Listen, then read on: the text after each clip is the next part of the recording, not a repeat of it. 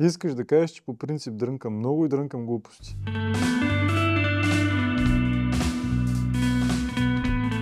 Аз съм Марко Анастасов, няма много интересни неща за мене, освен че съм мечтател и управлявам Muse като медиен хъб.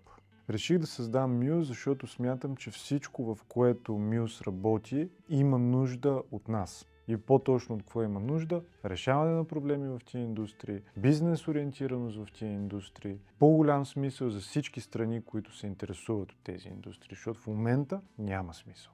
Но се надяваме в близкото бъдеще да има.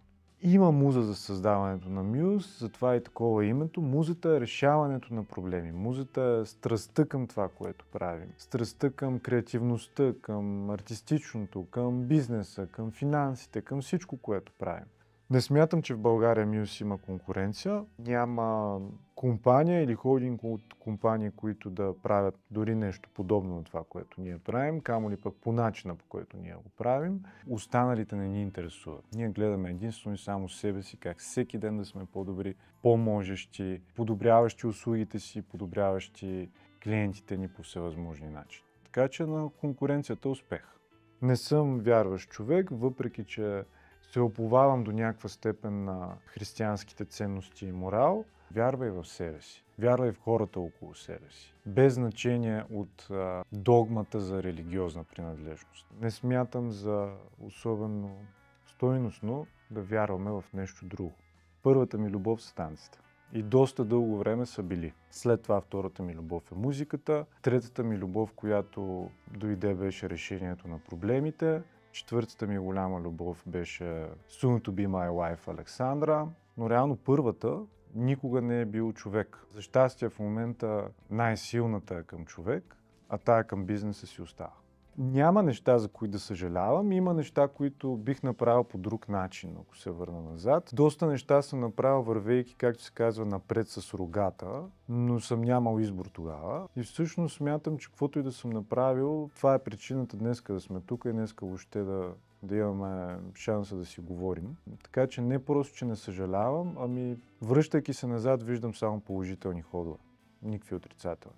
Света според мен има много надценени артисти. Не съм аз човека, който да дава оценка. Мога да кажа за себе си моето субективно мнение. Coldplay са много надценен артист според мен. Тейлър Суифт според мен е също доста надценен артист. Елени Форейра, уникално надценен артист.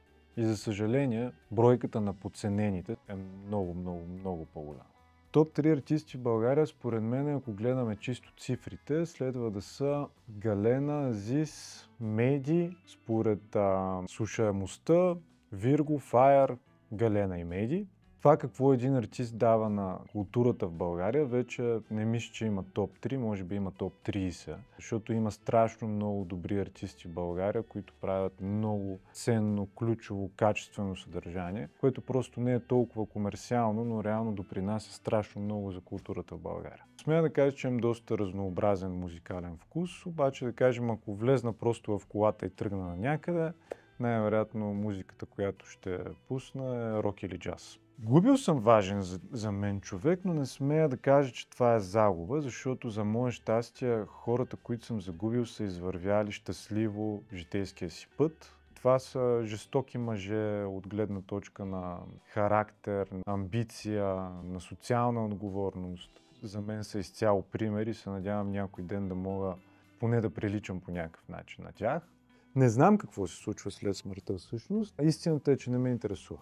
Гледам обратното. Какво един човек е успял да направи, докато е тук сред нас. Колкото по-добър си, толкова по-добри неща след това те чакат. Колкото по-стойностен си, толкова по-стойностни неща те чакат. Доскоро имах една много голяма несигурност, но тя беше яростно и бързо в рамките на минути решена и това е писането. Писането на каквото и да е. Но за щастие ChatGPT реши този проблем. Въобще не мисля вече за правопис и кое е правилно, кое е грешно. Гледам правилното съобщение да е предадено по правилния начин. Това ми е, бих казал, единствената несигурност. Може би първото е по цял ден да си пипам циците, ще да е много интересно какво би било. А второто е да се опитам да си представя какво е да изградиш човек и да имаш шанса на 100% да поставиш и да помогнеш за бъдещето на този човек. И най-вероятно няма какво да сложим, ще сложа една рокля да видя как изглеждам и колко ми е голям задника. Не вярвам в зодии. Вярвайки в това, ние просто извиняваме себе си. Такава зодия съм, такъв тип човек, което е много добро извинение за нашите грешки. Не вярвайте вие. Няма смисъл. Имам фобия, или по-точно имах към всякакви жилищи щуротии, пчели, оси, стършели. Вече нямам. Някакси такъв начин на живот имам, че все по-трудно става нещо да ме оплаши. Камо ли пък пчела или оса. На първо място работа с артисти е много зареждаща.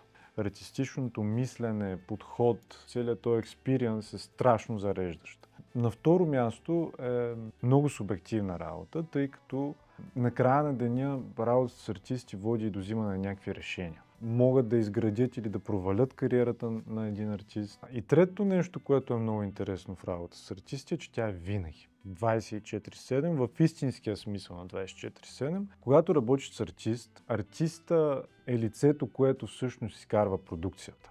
И този артист работи също по нощите, 24/7. И ти никога обаче не знаеш кога изведнъж артиста си каже: искам по-добра идея. Искам още колаборации. Можеш ли да направиш това? Можеш ли да направиш това? Поне от професиите, които познавам, една от най-трудните. Нямам идоли, никога не съм имал, не държа да приличам на някой или да правя каквото някой друг прави. Винаги търся просто подобрението от себе си.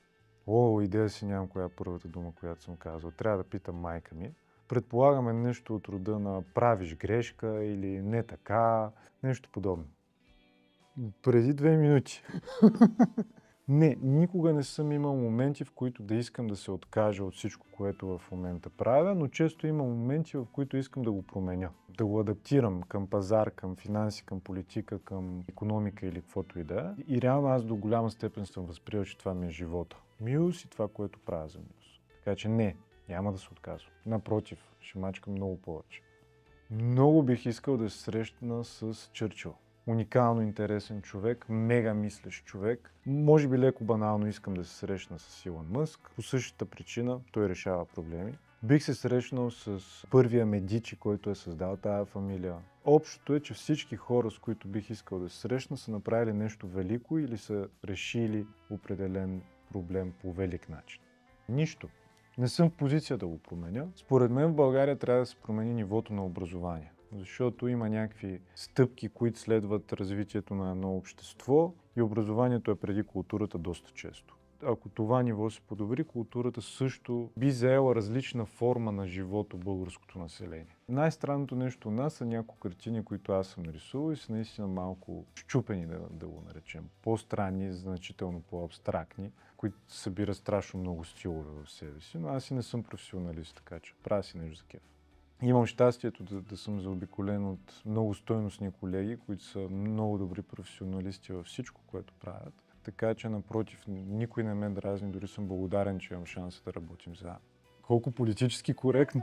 Финални думи. Направете така, че да намирате музата в себе си, не в някой друг. Значително по-важно е, стойностно е, повече ни помага и също може да правим много по-добри неща, когато ние самите сме окей със себе си, ще помагаме на останалите.